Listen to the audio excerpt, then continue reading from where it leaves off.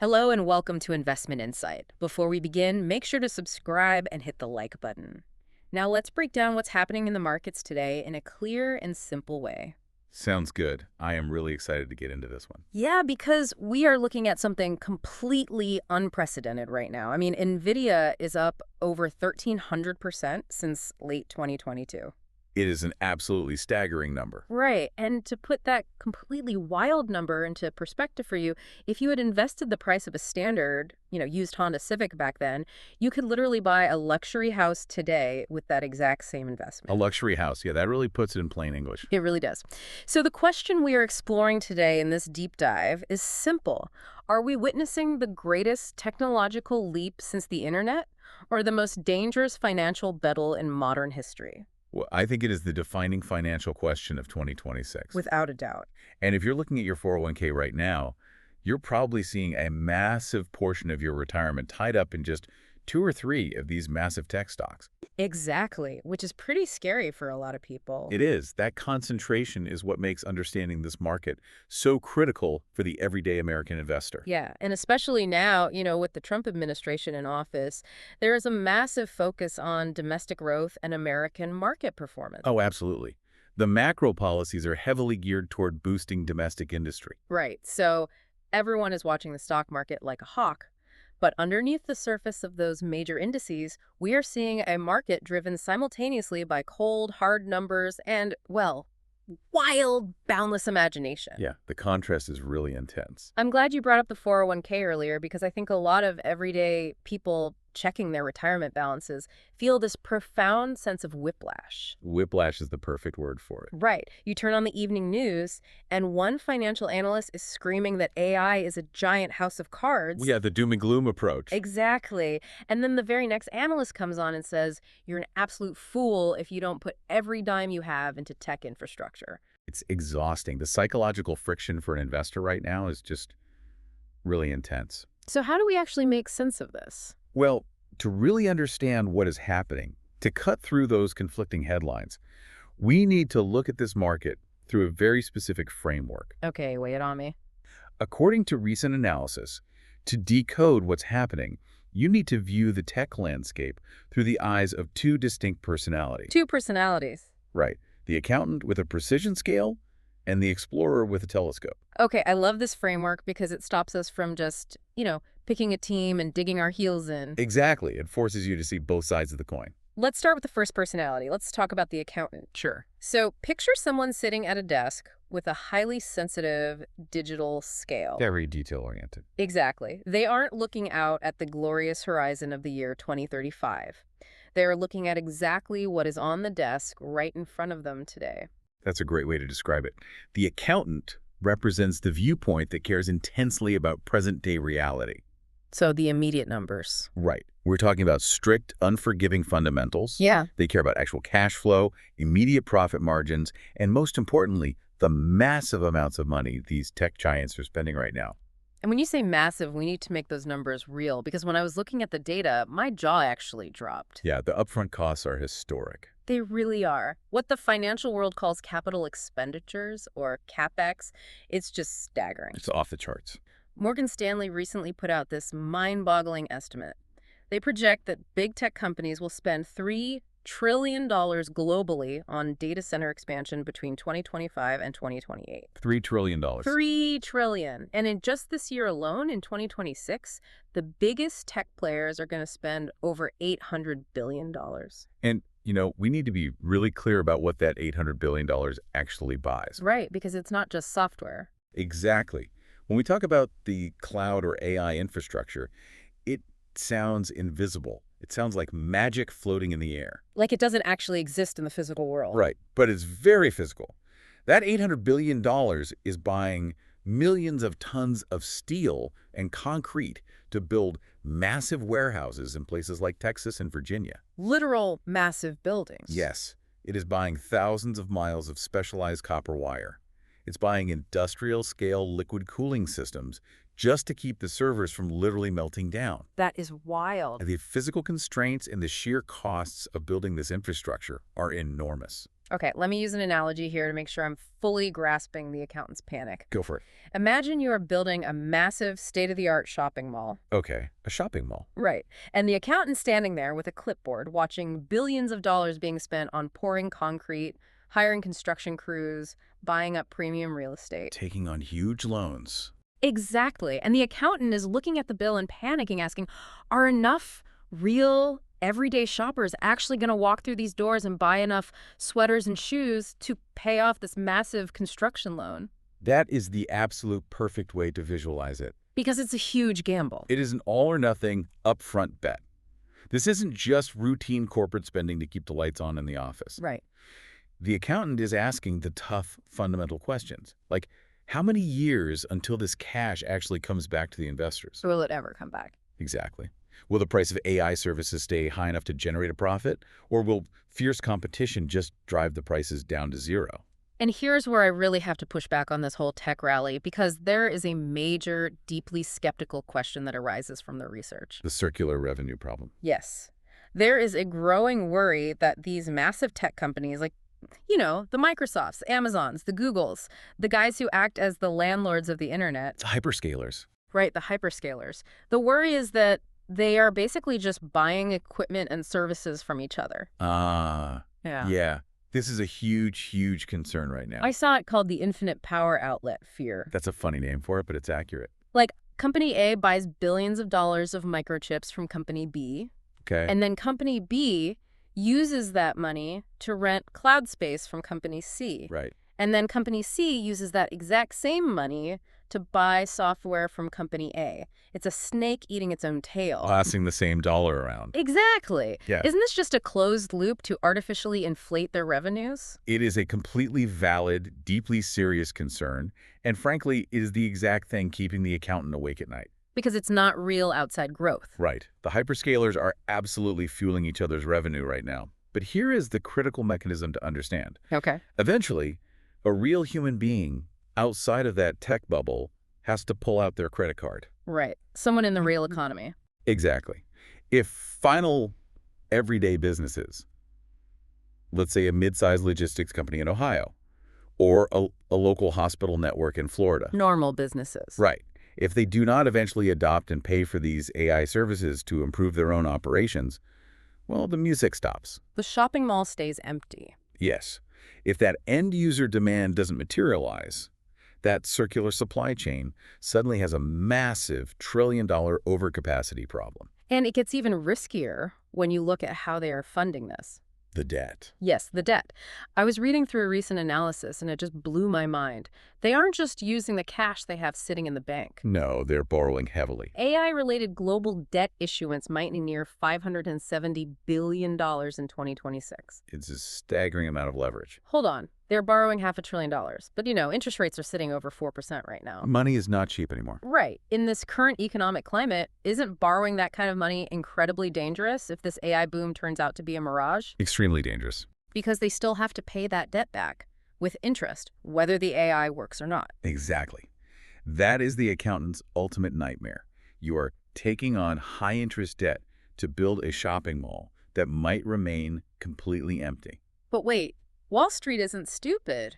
Far from it. The people running these multi-trillion-dollar companies aren't just setting money on fire for fun. No, they have a plan. Right. If the costs are this terrifying and the debt is this high, why are they doing it? This is where our second personality steps in, right? Precisely. Enter the explorer. Because they see something the accountant's spreadsheet simply cannot capture. Right. The explorer operates on a fundamentally different philosophy.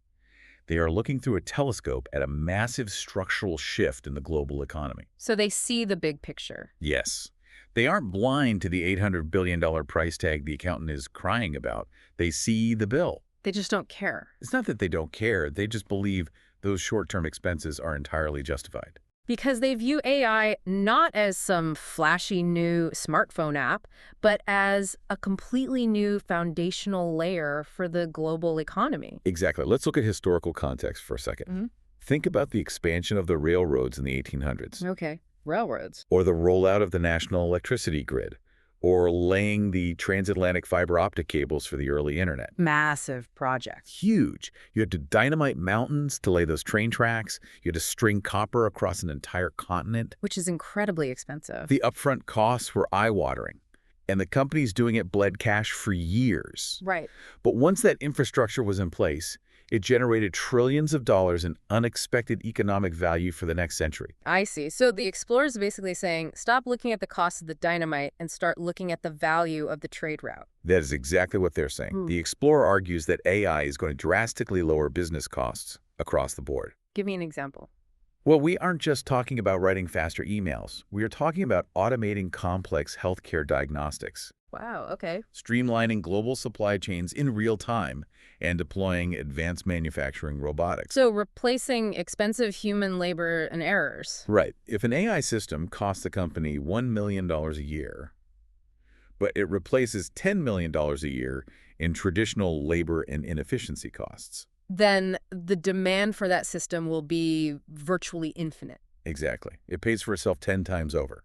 And it's not just a blind, hopeful faith either. No, the big banks are banking on this. Right, because looking at the data, Wells Fargo recently raised its target for the S&P 500 to 7,950 by the end of 2026. That is a very bullish target. It is. And what's crucial here is why they raised it. They Yeah. didn't just bump up the target based on hype. Right. They significantly bumped up their actual earnings per share estimates for these companies. And that is a vital distinction for our listeners to understand. Explain why that matters so much. Well, sometimes the stock market goes up simply because people are willing to pay more for the exact same profits.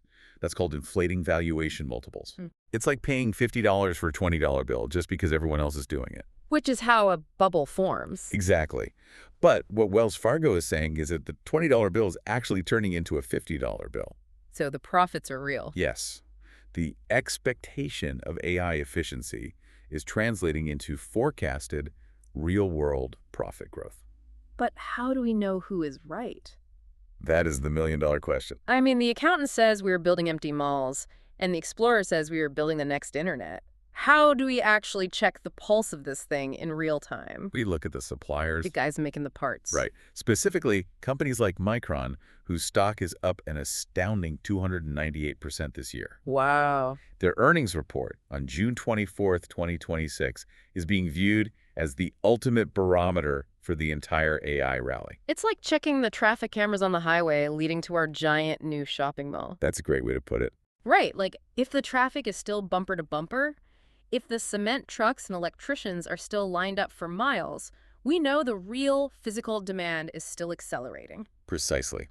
And if we look closely at the data surrounding Micron, we are seeing something fascinating regarding their high bandwidth memory, or HBM chips. Okay, let's define that, because HBM is one of those acronyms thrown around on financial TV all the time. Yeah, it gets tossed around a lot. What exactly is an HBM chip, and why does it matter for AI? Sure.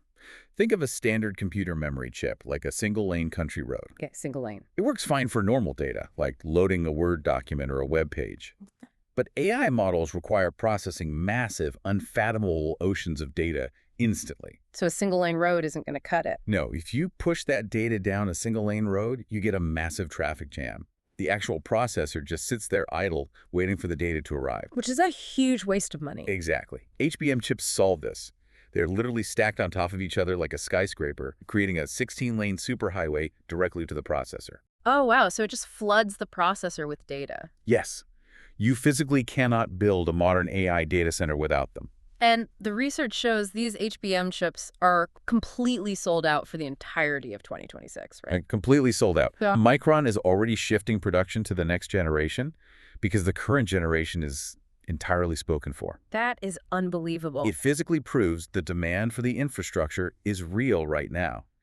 The Explorer uses that data to say, look, this isn't a mirage. The smartest tech companies on Earth are buying every single chip off the assembly line. Okay, I see the Explorer's vision. I see the superhighways of data. But there is a massive catch.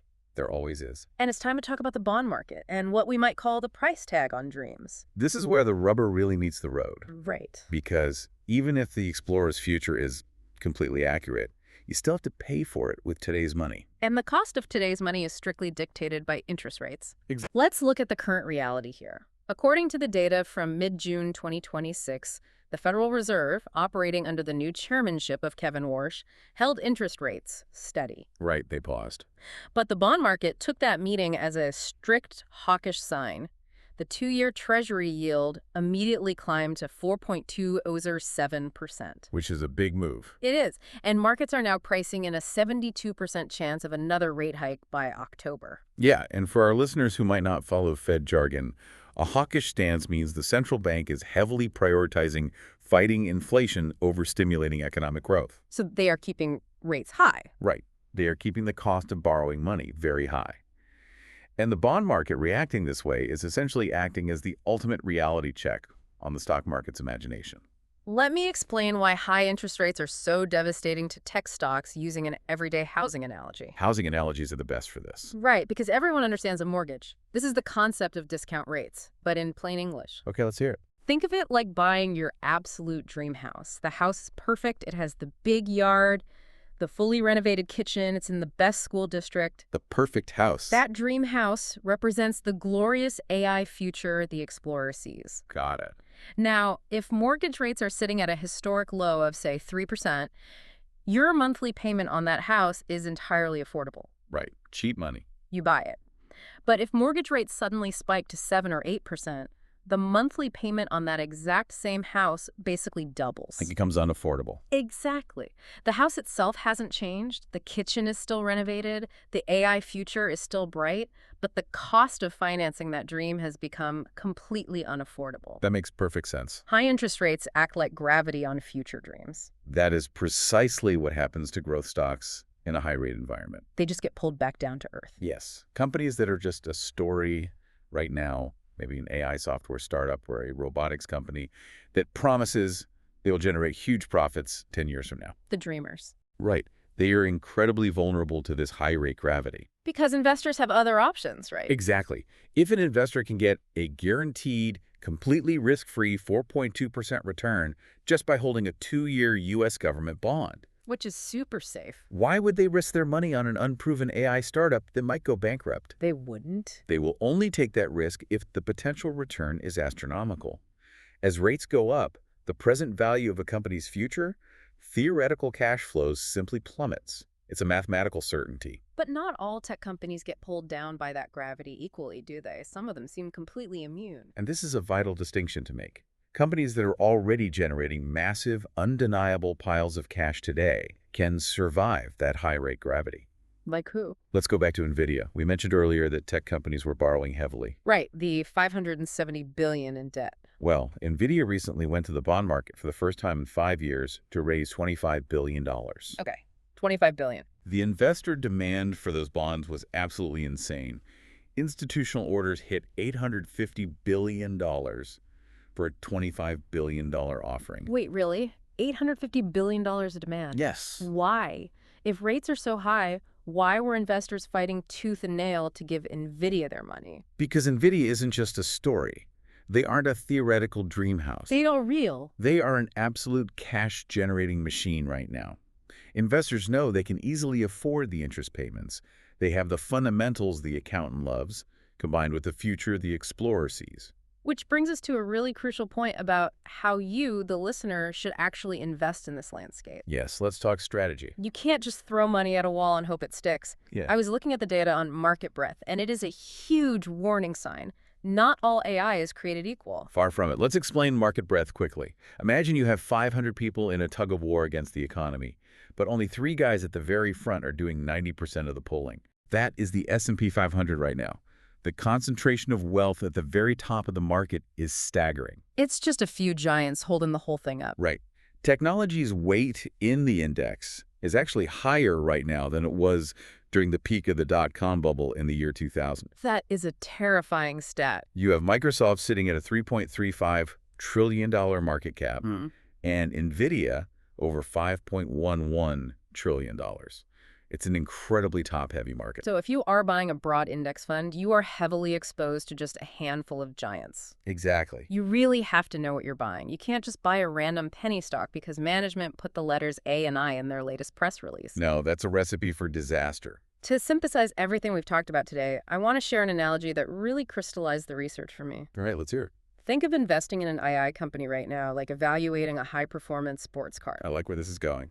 The story and the dreams, the massive potential of the explorer's future, that is the fuel. The fuel, okay. The actual cash flow, the real-world products, the current profits, that is the engine. Right. The AI market right now has an absolute ocean of high-octane fuel. People are incredibly excited. Very excited. But if you put that premium fuel into a car with no engine, a company with a great PowerPoint presentation but no real path to profitability, you aren't going anywhere. You're just sitting in the driveway making a lot of noise. Exactly. And eventually that fuel evaporates. It always does. Conversely, you could have a beautifully engineered engine, a company making decent money, but without the fuel of the compelling growth story, the market won't assign it a high valuation and you won't speed down the track. You need both. You need a powerful engine and you need high-octane fuel. That is a brilliant synthesis. And it leads directly to the most actionable takeaways for our listeners managing their own portfolios. What should they do? As an investor navigating 2026, you absolutely must have both the accountant and the explorer in your head. You cannot silence either of them. How does that play out in practical terms? Well, if you only listen to the accountant, you become completely paralyzed. Because the numbers are so scary. Right. You look at the $800 billion in CapEx, you look at the 4.2% bond yields, you assume it's all a massive bubble, and you run for the hills. And then what happens? If you do that, you completely miss out on what could be the biggest technological and economic revolution of our time. You miss out on owning the companies that have true pricing power and are actively building the infrastructure of tomorrow. You leave incredible gains on the table. Exactly. But on the flip side, if you only listen to the explorer, If you only listen to the explorer, you get swept up in pure euphoria. you buy the hype. Yes, you start believing that traditional valuation math doesn't matter anymore. You end up overpaying for companies that are entirely fueled by a story, with no real engine of cash flow to sustain them when interest rates rise and gravity takes hold. So it's about balance. To succeed right now, you have to allocate your portfolio smartly. Keep your core investments focused on the companies that have the engine, the real cash flow, the physical dominance like those HBM chips, the structural advantages. And strictly limit the speculative stuff. Right. Limit your exposure to the speculative companies that are purely running on fuel. So to wrap this all up, the wild AI bull market of 2026 is a fascinating, terrifying, and exciting beast. It really is all of those things. It is driven by very real, unprecedented profits happening today, especially in the physical infrastructure and hardware space. But its massive valuations are also heavily priced on the imagination of what tomorrow will look like. It is the accountant's precision scale and the explorer's telescope operating at maximum volume all at once. It truly is. And as we leave this topic, I want to pose a final, completely different thought for you to ponder. Oh, lay it on us. We spent this entire time talking about how AI needs final, everyday consumers to actually pay for it so the tech giants can make their money back. Right. The real people outside the tech bubble. So, look around your own life, your own job, your own monthly subscriptions. Are you personally paying enough for AI tools right now to justify a $3 trillion data center build-out over the next 2 years? Oh, wow. That is a great question. Because if you aren't paying for it yet, the market is betting heavily that you soon will be. That is a fascinating reality check to leave on. Don't forget to subscribe and hit that like button.